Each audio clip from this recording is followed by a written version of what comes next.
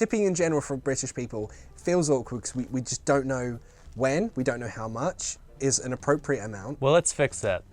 Let's just say I have a couple tips. Oh, look at that. Yeah.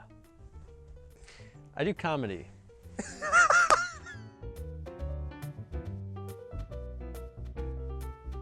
When you're in England, you just generally don't tip that much, right? Ah, but see, this is the weird thing. We do tip, but only when the restaurant is fancy. And in those places, the waiters are probably making a pretty decent wage. If it's just a normal diner, we won't tip, which is weird. Yeah, that makes less sense. That feels more classist. Absolutely. It just feels awkward. You work in a diner. Yes, it's a deli, though. You work in a deli. Sure do, Allie. So therefore you work for tips. I work for tips. I've been working for tips for like 6 years now. What was the minimum wage? So federally, for tipped employees, it's $2.13 or 15 cents. That. But So when you say I'm working for my tips, you're really, that's where your main money's coming from. that's for real, yeah. Who do we tip and how much? What's a standard tip for a waiter, waitress? Standard tip is probably anywhere from 15 to 20%.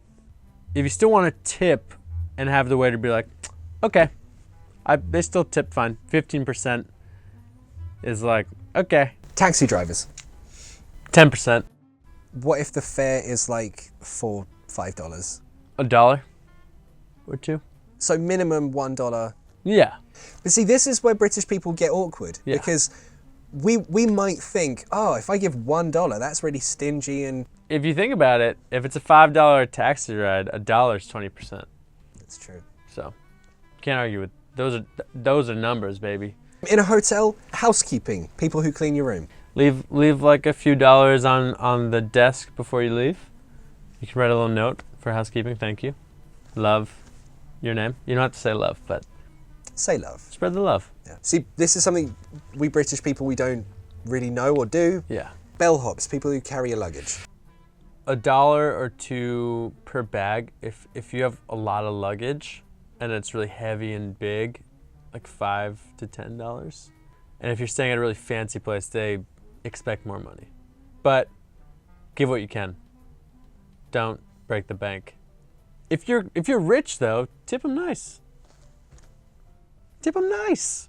Something I'll never need, hairstylist, hairdressers. Why don't you need it? 20%. 20%.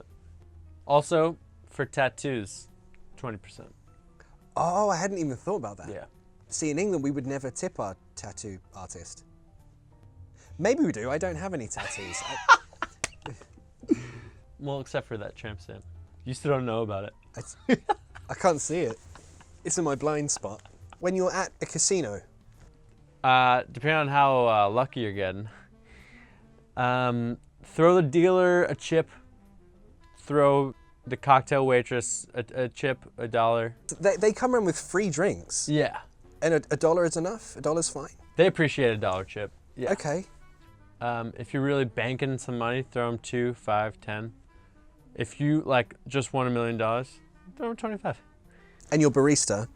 With drinks, my general rule is if the drink is under $10, whether it's at a bar that serves alcoholic beverages or at a cafe which serves cafe beverages, I tip $1 per drink.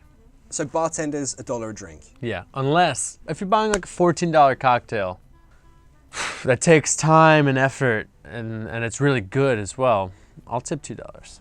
Here's the thing, you tip these people a little more money, they're gonna pay more attention to you.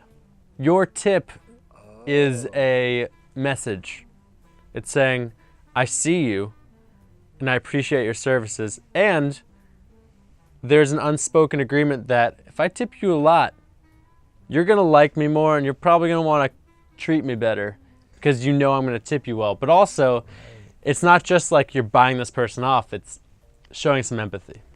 And they could give you more drinks. They could They could make it a strong drink. I will guarantee they'll make stronger drinks and give you free drinks.